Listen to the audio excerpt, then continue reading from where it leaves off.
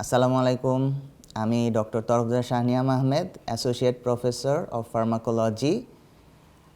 আজকে আমাদের online lecture ক্লাসের টপিক হচ্ছে ফার্মাকোডাইনামিক্স। জেনারেল ফার্মাকোলজি চ্যাপ্টারের মধ্যে ফার্মাকোডাইনামিক্সের আজকে প্রথম lecture.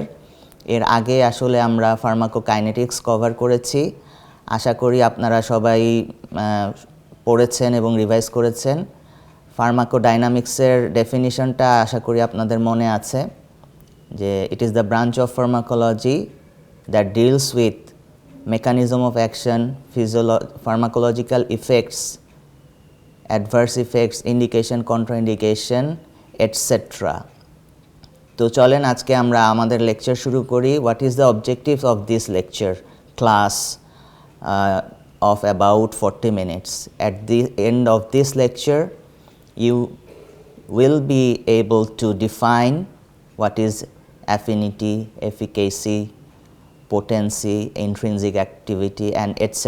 These terminologies should be clear, and you should be able to classify different types of drugs antagonism, and you should be able to understand the difference between physiological and pharmacological antagonism, and at least you should be able to apply this knowledge of antagonism in clinical practice and interpret the interactions due to antagonism. So let us discuss the definitions. What is affinity? Tendency of a drug to combine with a receptor and to maintain it, the formation of drug receptor complex and subsequently to maintain it is called affinity. আমরা যদি বাংলায় বলি যে একটি drug একটা রিসেপ্টরের সাথে bind করার যে ইচ্ছা, যে টেন্ডেন্সি, যে আগ্রহ, আকর্ষণ, এই ব্যাপারটাকেই আমরা অ্যাফিনিটি বলি। তাহলে এফিকেসি কি? What is efficacy? It is the ability of a drug to produce maximal effect, max. আপনারা এইখানে আমাদের এই শব্দগুলো আমাদের দেখবেন যে হোয়াট ইজ ম্যাক্স, এটা আমরা একটু পরে আমরা গ্রাফ করে দেখাবো আপনাদেরকে। Then what is potency? Potency is a comparative measure between two different drugs weight by weight, and these two drugs need to produce the same effect. অর্থাৎ দুইটা ড্রাগ তাদের দুইজনেরই সর্বোচ্চ রেজাল্ট বা অ্যাকশন করার ক্ষমতা আছে, কিন্তু কে কার চেয়ে কম ডোজে এই ম্যাক্সিমাম ইফেক্টটা করতে পারে সেটাকেই বলি পোটেন্সি। এই যে আপনারা গ্রাফটা দেখতে পাচ্ছেন আমাদের এই স্লাইডে, এখানে দেখেন একটা ডোজ রেসপন্স কার্ভ আঁকা হয়েছে, লগ ডোজ। আমার এক্স অ্যাক্সিসে আছে ডোজ আর ওয়াই অ্যাক্সিসে আছে ইফেক্ট। তাহলে আমাদের এই যে ড্রাগটা আমি যত ডোজ বাড়াবো আমি তত বেশি অ্যাকশন পাবো। তাহলে হাইয়েস্ট যে অ্যাকশন সেটাকে আমরা বলতেছি ম্যাক্সিমাল ইফেক্ট। আর কত ডোজে আমরা পাচ্ছি এইটাকে আমরা যখন আরেকটা ড্রাগের সাথে কম্পেয়ার করব তখন সেটা হয়ে যাবে পোটেন্সি। নেক্সট স্লাইডে দেখেন, এই যে এখানে চারটা গ্রাফ দেখানো হয়েছে, চারটা ABCD, চারটা গ্রাফ। তাহলে ড্রাগটা সবচেয়ে কম ডোজে সবচেয়ে ম্যাক্সিমাম ইফেক্ট করতেছে। চারজনই কিন্তু আসলে ম্যাক্স পর্যন্ত পৌঁছেছে, তাই না? এটা যদি বলি ম্যাক্স, এই চারটা ড্রাগই ম্যাক্স করতে পারছে, কিন্তু ডি সবচেয়ে বেশি ডোজে, তারপরে কম্পারেটিভলি CBA। তাহলে এই যে আমাদের এই যে নিচের লাইনটা, যে র্যাঙ্ক অর্ডার অফ পোটেন্সি, তাহলে এখানে বোঝা যাচ্ছে A is more potent than B, than C, than D। এই কনসেপ্টটা আপনারা তো আগেও পড়েছেন, এখন তো আপনাদের রিভিশন ক্লাস। তারপরেও আমি গ্রাফ এবং চিত্রের মাধ্যমে আপনাদের কনসেপ্টটা ক্লিয়ার করার চেষ্টা করছি। আপনারা একটু কাইন্ডলি মনোযোগ দিবেন, আশা করি ক্লিয়ার হয়ে যাবে। এরপরে আসেন এই গ্রাফটা। এই গ্রাফটায় দেখেন যে আমার এ বি সি ডি আবারও 4টা ড্রাগ, কিন্তু এ এবং সি ম্যাক্সিমাম ইফেক্ট করার ক্ষমতা রাখে, ম্যাক্সিমাম ইফেক্ট করার ক্ষমতা রাখে, কিন্তু বি এবং ডি ম্যাক্সিমাম ইফেক্ট করার ক্ষমতা রাখে না। তাহলে আগের পোটেন্সি যদি আমি চিন্তা করি, কে সবচেয়ে কম ডোজে ম্যাক্সিমাম ইফেক্ট করে, তাহলে A. So rank order of potency আমি যদি গ্রেড করি, তাহলে A is more potent than B, than C, than D. কিন্তু ইন কেস অফ এফিকেসি, আমরা যদি এফিকেসিকে র্যাঙ্ক করতে চাই সিরিয়ালি, তাহলে এ এবং সি দুইজনেরই কিন্তু এফিকেসি সেম, কারণ দুইজনই হায়েস্ট অ্যাকশন করার ক্ষমতা রাখে। কিন্তু এইখানে দেখেন বি আর ডি এর কী অবস্থা। বি অ্যান্ড ডি কিন্তু আমার ম্যাক্সিমাম ইফেক্টকে টাচ করতে পারেনি। লাইগ্যান্ডস, হোয়াট ইজ লাইগ্যান্ডস? ডেফিনিশন অফ লাইগ্যান্ডস কিন্তু আসলে আপনাকে আগেও পড়িয়েছি, আজকে আবার একটু মনে করিয়ে দিচ্ছি যে লাইগ্যান্ডস আর নিউরোট্রান্সমিটার্স, hormones, autocoids and large number of drugs that bind with receptors and produce response. They are also called first messengers. Receptor কাকে বলে? রিসেপ্টরের ডেফিনিশন কিন্তু এক একটা বই এক এক রকম আছে। It is a component of cell to which a ligand binds specifically and may produce response, কারণ it might also not produce response. So এই যে আমার আন্ডারলাইন করা, হাইলাইট করা যে শব্দগুলো বা সেন্টেন্সগুলো আমি সবসময় আমার স্লাইডে দেখাই, আপনারা কিন্তু ওই কি পয়েন্টগুলো মনে রাখার চেষ্টা করবেন। দেখেন একটা স্লাইডে বা একটা লেকচারে তো আমরা অনেক কিছু বলি, আপনাদেরকে মনে রাখতে হবে যে যেইটা আন্ডারলাইন করা আছে বা হাইলাইট করা আছে সেই কথাগুলো আপনাদেরকে মনে রাখতে হবে এবং পরীক্ষার সময় প্রডিউস করতে হবে, দ্যাট ইজ ইম্পর্ট্যান্ট। এবং এই লেকচারের সাথে সাথে আপনাদেরকে টেক্সট বই মিলিয়ে, পাশাপাশি মিলিয়ে পড়তে হবে। শুধু আমার লেকচার ইজ নট এনাফ, শুধু একটা গাইড বই ইজ নট এনাফ। আপনাদেরকে আমরা সবসময় এনকারেজ করি টেক্সট বই পড়তে হবে, অবশ্যই টেক্সট বই পড়তে হবে। এরপরে আসেন একটা খুব ইম্পর্ট্যান্ট মানে টার্ম, যেটা আপনাদের খুব কনফিউশন থাকে, ইন্ট্রিনজিক অ্যাক্টিভিটি কী স্যার? আমাকে আমার অনেক স্টুডেন্টরা জিজ্ঞেস করেন আপনারা। It is the relative ability of a drug receptor complex to produce desired effect. Affinity কি? Affinity হচ্ছে একটা ড্রাগের ক্ষমতা, আর ইন্ট্রিনজিক অ্যাক্টিভিটি হচ্ছে ড্রাগ রিসেপ্টর কমপ্লেক্স, যুগল, এই যুগলের ক্ষমতা। তাহলে অ্যাফিনিটি হচ্ছে শুধুমাত্র ড্রাগের ইচ্ছা একটা রিসেপ্টরের সাথে বাইন্ড করার জন্য, কতটুকু তার ইচ্ছা আছে, কতটুকু তার ক্ষমতা আছে। আর ইন্ট্রিনজিক অ্যাক্টিভিটি হচ্ছে সে যখন রিসেপ্টরটার সাথে বাইন্ড করলো, এই ড্রাগ আর রিসেপ্টর কমপ্লেক্সটা আমার কতটুকু অ্যাকশন করলো। কারণ ধরেন একটা রিসেপ্টর, আলফা রিসেপ্টরের সাথে অ্যাড্রেনালিনও বাইন্ড করে, আলফা রিসেপ্টরের সাথে আলফা রিসেপ্টর অন্য অ্যাগনিস্ট, সিলেক্টিভ অ্যাগনিস্ট, সেটাও বাইন্ড করে। তাহলে এই যখন কমপ্লেক্সটা তৈরি হলো, তখন কার ক্ষমতা বেশি? যার ক্ষমতা বেশি তার ইন্ট্রিনজিক অ্যাক্টিভিটি বেশি। তাহলে এইখানে আমরা ইন্ট্রিনজিক অ্যাক্টিভিটির আসলে অনেক ডিটেইল দেখাচ্ছি আমরা স্লাইডে। দেখেন, property of a drug that determines the amount of biological effect produced per unit of drug receptor complex formed. আমরা যদি একটু গ্রাফের মাধ্যমে দেখাই, আমরা এর পরের স্লাইডে দেখাবো। আগে আমরা একটু শেষ করি হোয়াট ইজ অ্যাগনিস্ট। অ্যাগনিস্ট হচ্ছে the drug that binds with a receptor and produce pharmacological effect. And agonist has both affinity and efficacy, and also its intrinsic activity is 1. আর অ্যান্টাগনিস্ট কি? The drug that binds with a receptor but does not produce any response or effect. It has full affinity but no efficacy, so its intrinsic activity is 0. এরপরে আসেন আরেকটা term, আরও দুইটা term, partial agonist, a drug that binds with a receptor and produces weak or partial response, and therefore its intrinsic activity is less than 1.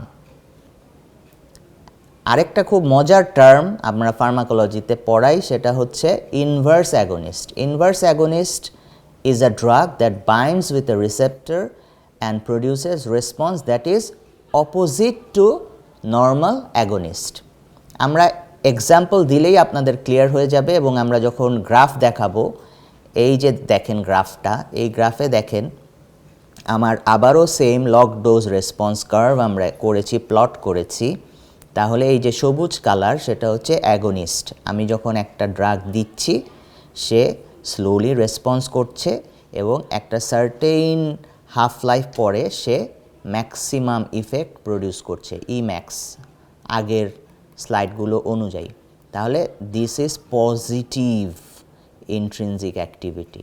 এখন যখন আমি antagonist দিলাম, antagonist কী করবে? Antagonist will occupy the receptor, but অ্যান্টাগনিস্টের কিন্তু আসলে অন্য কোনো কাজ নাই। সাপোজ আমি আজকে আপনাদের এই যে ক্লাস নিচ্ছি আমি, আমার রিসেপ্টর হচ্ছে এই চেয়ারটা, তাহলে এই চেয়ারে আমি অকুপাই করেছি এবং আমি ক্লাস নিচ্ছি, this is positive intrinsic activity. But আমি যদি এই চেয়ারটা অকুপাই করে চুপচাপ বসে থাকতাম, কোনো ক্লাস না নিতাম, তাহলে আমাকে বলা যেত অ্যান্টাগনিস্ট। অ্যান্টাগনিস্টের কনসেপ্টটা হচ্ছে the drug occupies the receptor but produces no action, কোনো অ্যাকশন সে করে না, এটাকে বলা হচ্ছে অ্যান্টাগনিস্ট। তার মানে তার ইন্ট্রিনজিক অ্যাক্টিভিটি জিরো। তাহলে what about inverse agonist? Inverse agonist হচ্ছে উল্টো।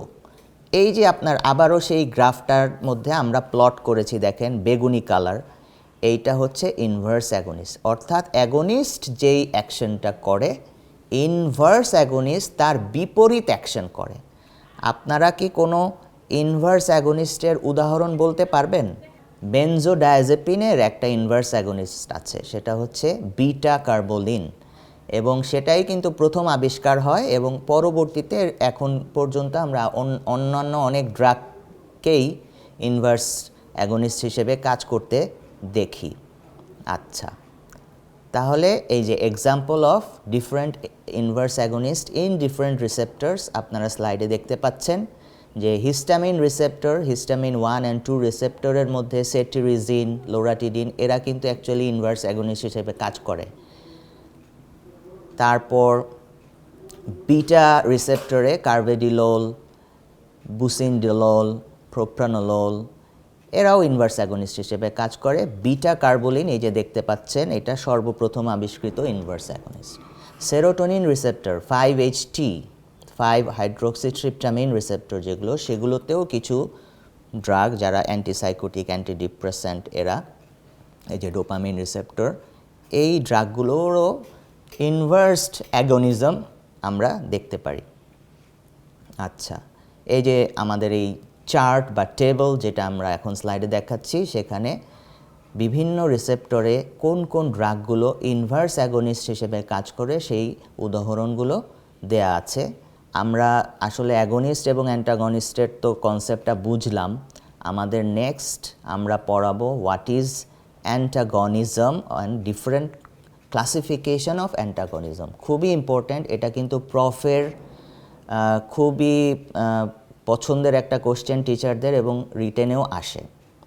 এই যে আপনারা গ্রাফ এবং চার্টটা দেখতে পাচ্ছেন আমার স্লাইডে, কাইন্ডলি এটা একটু মুখস্থ করবেন এবং মনে রাখবেন, বুঝার চেষ্টা করবেন। দেখেন, antagonism totally 3 types mainly: chemical, physiological and pharmacological.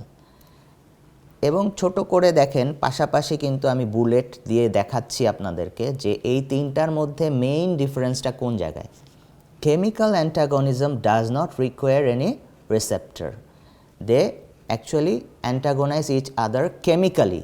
Only chemical রিয়াকশনের মাধ্যমে একটা ড্রাগ আরেকটা ড্রাগের অ্যাকশনকে নিউট্রালাইজ করে দেয়, সেটাকেই বলছি আমরা কেমিক্যাল অ্যান্টাগনিজম। যেমন ফর এক্সাম্পল, সবচেয়ে ইজি একটা এক্সাম্পল আমরা আপনাদেরকে বোঝানোর জন্য বলি, সেটা হচ্ছে আমাদের যে স্টমাকের হাইড্রোক্লোরিক অ্যাসিড, সেটাকে অ্যান্টাগনাইজ করে হচ্ছে অ্যান্টাসিড। আমাদের যখন বুক জ্বলাপোড়া করে আমরা কি অ্যান্টাসিড খাই, লিকুইড অ্যান্টাসিড সাসপেনশন খাই। এরপরে আসেন আরেকটা এক্সাম্পল আছে আমাদের হেপারিন, একটা অ্যান্টিকোয়াগুলেন্ট ড্রাগ, সেটার অ্যান্টিডোট বা অ্যান্টাগনিস্ট হচ্ছে প্রোটামিন সালফেট। তাহলে কেমিক্যাল অ্যান্টাগনিজম, একটা ড্রাগ আরেকটা ড্রাগকে নিউট্রালাইজ করছে, but there is no receptor involved, chemically একজন আরেকজনকে নিউট্রালাইজ করছে। দেন আসেন ফিজিওলজিক্যাল অ্যান্ড ফার্মাকোলজিক্যাল অ্যান্টাগনিজমে। ফিজিওলজিক্যাল অ্যান্টাগনিজমে যেটা হচ্ছে, দুইটা drug, two different drugs is neutralizing each other by acting on two different receptors. আপনাদের যদি আমি একটু স্লাইডে চিত্র এঁকে দেখাবো একটু পরে, যে দুইটা ড্রাগ দুইটা আলাদা আলাদা রিসেপ্টরের সাথে বাইন্ড করছে এবং একটার অ্যাকশন আরেকটার অ্যাকশনের অপোজিট। এইখানেই ফিজিওলজিক্যাল অ্যান্টাগনিজম আর ফার্মাকোলজিক্যাল অ্যান্টাগনিজমের পার্থক্য। ফার্মাকোলজিক্যালে কি হয়, দুইটা ড্রাগ একটা সেম রিসেপ্টরের সাথেই বাইন্ড করে, আর ফিজিওলজিক্যালে দুইটা ড্রাগ দুইটা আলাদা আলাদা রিসেপ্টরের সাথে বাইন্ড করে। Pharmacological antagonism is again divided by two types or classified into two types, competitive and non-competitive. Competitive R non-competitive আপনারা তো শব্দতেই বুঝছেন যে একটা রিসেপ্টরে যখন দুইটা ড্রাগ বসার চেষ্টা করবে তখন একজন আরেকজনের সাথে কম্পিটিশন হবে যে কে বসতে পারে, কে কাকে সরিয়ে বসবে। তাহলে সেম সাইট, সেম বাইন্ডিং সাইটে বসার জন্য একজন আরেকজনের সাথে কম্পিট করছে। আর আরেকটা হচ্ছে যে ধরেন এই যে একটা রিসেপ্টরের ডিফারেন্ট বাইন্ডিং সাইট, তাহলে যখন দুইটা ড্রাগ দুইটা ডিফারেন্ট বাইন্ডিং সাইটে সেম রিসেপ্টরে বাইন্ড করার জন্য চেষ্টা করবে, তার তো একজন আরেকজনের সাথে কম্পিটিশন হবে না। এইটাকে বলতেছে নন কম্পিটিটিভ। বাট কেন ফার্মাকোলজিক্যাল? কারণ তারা একই রিসেপ্টরের দুইটা ভিন্ন জায়গায় বসছে বা বাইন্ড করছে। আর কম্পিটিটিভ যখন একই রিসেপ্টরের সাথে একই বাইন্ডিং সাইটে বসার জন্য চেষ্টা করে, তখন সেটাকে আরও দুইভাবে ক্লাসিফাই করা যায় ফার্দার। একটা হচ্ছে রিভার্সিবল আর একটা হচ্ছে ইরিভার্সিবল। রিভার্সিবল মানে কি, ধরেন আমার একটা অ্যান্টাগনিস্ট এই রিসেপ্টরকে ব্লক করে আছে, তাহলে আমি যদি অ্যাগনিস্টের সংখ্যা বাড়াই তাহলে কি হবে, সেই অ্যাগনিস্টগুলো এই অ্যান্টাগনিস্টটাকে ধাক্কা দিয়ে সরিয়ে সেই জায়গাটা দখল করার ক্ষমতা রাখবে সংখ্যা যদি বাড়াই। এটাকে বলা হয় সারমাউন্টেবল বা রিভার্সিবল। আবার ভাইস ভার্সা, যে যদি আমরা অ্যাগনিস্টকে রিভার্স করতে চাই তাহলে আমাদের অ্যান্টাগনিস্টের সংখ্যা বাড়ায় দিতে হবে। কনসেন্ট্রেশন অফ অ্যান্টাগনিস্ট যদি আমরা বেশি ইনক্রিজ করি তাহলে তারা অ্যাগনিস্টগুলোকে সরিয়ে দিবে। আর হোয়াট অ্যাবাউট ইরিভার্সিবল? ইরিভার্সিবল হচ্ছে যখন একটা ড্রাগ একটা রিসেপ্টর সাথে কোভ্যালেন্ট বন্ডের মাধ্যমে বাইন্ড করবে এবং সেটাকে আর আমরা সারমাউন্ট করতে পারবো না, অন্য অ্যাগনিস্ট বা অ্যান্টাগনিস্টের কনসেন্ট্রেশন বাড়িয়েও কোনো লাভ হবে না, কারণ সে পার্মানেন্টলি এখানে বসে আছে সুপার গ্লুয়ের মতো। তাহলে কি করতে হবে, আমাকে নতুন করে রিসেপ্টর তৈরি করা না পর্যন্ত এটাকে আর সরানো যাবে না। অ্যান্টাগনিজমের ক্লাসিফিকেশন আমরা পড়ালাম, সেটা যদি আমরা এক্সাম্পলের মাধ্যমে বোঝানোর চেষ্টা করি। আচ্ছা, এখানে আমি একটু আপনাদেরকে স্লাইডে আমি ধরেন একটা সিস্টেম, আপনাদের সবচেয়ে সুন্দর যে এক্সাম্পলটা আমরা পড়াই দেখেন, ধরেন আমাদের এটা হচ্ছে ব্রঙ্কিয়াল ট্রি। আমি জাস্ট আপনাদেরকে বোঝানোর জন্য, তাহলে এখানে আমার এই রকম একটা রিসেপ্টর আছে H1 বা হিস্টামিন 1 রিসেপ্টর, হিস্টামিন 1 রিসেপ্টর। তাহলে এই যে হিস্টামিন 1 রিসেপ্টর, এই হিস্টামিন 1 রিসেপ্টরের অ্যাগনিস্ট হচ্ছে হিস্টামিন, তাই কি না? হিস্টামিন। তাহলে histamine binds with H1 receptor of the bronchial smooth muscle and produces bronchoconstriction. Bronchoconstriction. মানে একটা রেসপন্স করতেছে, তাই তো? এইটাই তো আমার রেসপন্স, ব্রঙ্কোস্প্যাজম। সো H1 রিসেপ্টরের অ্যাগোনিস্ট হচ্ছে হিস্টামিন, রাইট? এখন আমি এই যে অ্যাকশনটা হলো, হিস্টামিন আমার ব্রঙ্কিয়াল ট্রিতে ব্রঙ্কোস্প্যাজম করলো, এটাকে আমি অ্যান্টাগনাইজ করতে চাই। আমি দুইভাবে করতে পারি। একটা হচ্ছে আমি অ্যান্টিহিস্টামিন দিতে পারি। অ্যান্টিহিস্টামিন যদি আমি দেই তাহলে আমার এই যে চারকোনা হিস্টামিন 1 রিসেপ্টর, আমার অ্যান্টিহিস্টামিন এই রিসেপ্টরটাকে ব্লক করে দিবে, H1 রিসেপ্টরটাকে ব্লক করে দিবে, এবং antihistamine will block the H1 receptor. Block করা মানে কি? আসলে সে বাইন্ড করবে কিন্তু কোনো অ্যাকশন প্রডিউস করবে না। Antihistamine will block the H1 receptor. আচ্ছা, সেম রিসেপ্টর, হিস্টামিন একটা ড্রাগ, অ্যান্টিহিস্টামিন আর একটা ড্রাগ, হিস্টামিনের অ্যাকশনটাকে অ্যান্টিহিস্টামিন ব্লক করে দিল, এটাকে আমরা বলবো ফার্মাকোলজিক্যাল অ্যান্টাগনিজম। আচ্ছা, এখন ব্রঙ্কিয়াল ট্রিতে আরেক ধরনের রিসেপ্টর থাকে, সেটা হচ্ছে beta two. Beta two receptor. তাহলে এই যে দেখেন, আগের রিসেপ্টরটা ছিল হিস্টামিন 1 চারকোনা, এখন বিটা টু রিসেপ্টর অন্য আরেকটা রিসেপ্টর, সেটা গোল। আমি এটা আপনাদেরকে বোঝানোর জন্য বলছি, কিন্তু আসলে কিন্তু চারকোনা বা গোল এরকম রিসেপ্টর নাই।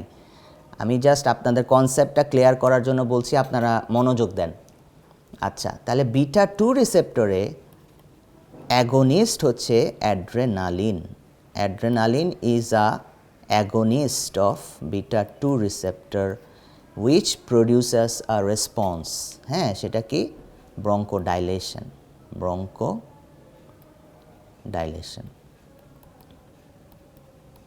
তাহলে দেখেন, সেম ব্রঙ্কিয়াল স্মুথ মাসেলে আরেকটা different drug, different receptor, adrenaline bind করলো বিটা 2 এর সাথে এবং ব্রঙ্কোডাইলেশন করলো। তাহলে এখানে আগে যে হিস্টামিন করেছিল ব্রঙ্কোস্প্যাজম H1 এর সাথে বাইন্ড করার কারণে, আর এখন অ্যাড্রেনালিন করলো ব্রঙ্কোডাইলেশন বিটা 2 এর সাথে বাইন্ড করার কারণে। কিন্তু হিস্টামিনের অ্যাকশনের চাইতে অ্যাড্রেনালিনের অ্যাকশনটা সম্পূর্ণ বিপরীত, এবং দুইটা ড্রাগ দুইটা আলাদা আলাদা রিসেপ্টরের সাথে বাইন্ড করে ডিফারেন্ট দুইটা রেসপন্স করলো। এটাকেই বলা হচ্ছে ফিজিওলজিক্যাল ড্রাগ অ্যান্টাগনিজম। আপনারা কিন্তু ভাইবার সময় ভুলে, আসলে মনের ভুলে, আপনারা ফিজিওলজিক্যাল অ্যান্টাগনিজমকে ফিজিক্যাল ড্রাগ অ্যান্টাগনিজম বলে ফেলেন। So keep it in mind, physiological drug antagonism. ঠিক আছে? তাহলে আমরা আজকে যতটুকু পড়ালাম, আমরা একটু এই 5 মিনিটের মধ্যেই আমরা একটু রিক্যাপ করি। আমরা কি কি পড়ালাম? আমরা আজকে ফার্মাকোডাইনামিক্সের ফার্স্ট লেকচার হিসেবে প্রথমে পড়ালাম কিছু ডেফিনিশন, অ্যাফিনিটি কাকে বলে, এফিকেসি কাকে বলে, পোটেন্সি কাকে বলে। এরপরে আমরা গ্রাফের মাধ্যমে আপনাদেরকে অ্যাফিনিটি এবং এফিকেসির যে কনসেপ্টটা সেটা ক্লিয়ার করার চেষ্টা করলাম। তারপরে আমরা আরেকটু বললাম ইন্ট্রিনসিক অ্যাক্টিভিটি আর অ্যাফিনিটির মধ্যে পার্থক্য কী। অ্যাফিনিটি হচ্ছে একটা ড্রাগ একটা রিসেপ্টরের সাথে বাইন্ড করার আকাঙ্ক্ষা, ইচ্ছা, ক্ষমতা। আর ইন্ট্রিনসিক অ্যাক্টিভিটি হচ্ছে ওই ড্রাগটা সেই রিসেপ্টরের সাথে বাইন্ড করার পরে ড্রাগ এবং রিসেপ্টরের যে কমপ্লেক্সটা তৈরি হয়, সেই কমপ্লেক্সটা কতটুকু কাজ করার ক্ষমতা রাখে।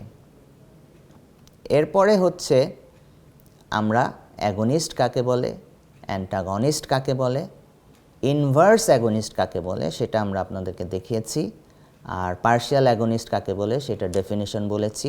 এক্সাম্পল এখনও দেই নাই পার্শিয়াল অ্যাগনিস্টের, আমরা কন্টিনিউ করব। এরপরে আমরা গ্রাফের মাধ্যমে দেখিয়েছি যে অ্যাগনিস্ট এবং অ্যান্টাগনিস্টের পার্থক্য কী, as well as inverse agonist যে সম্পূর্ণ বিপরীত নেগেটিভ ইন্ট্রিনজিক অ্যাক্টিভিটি শো করে।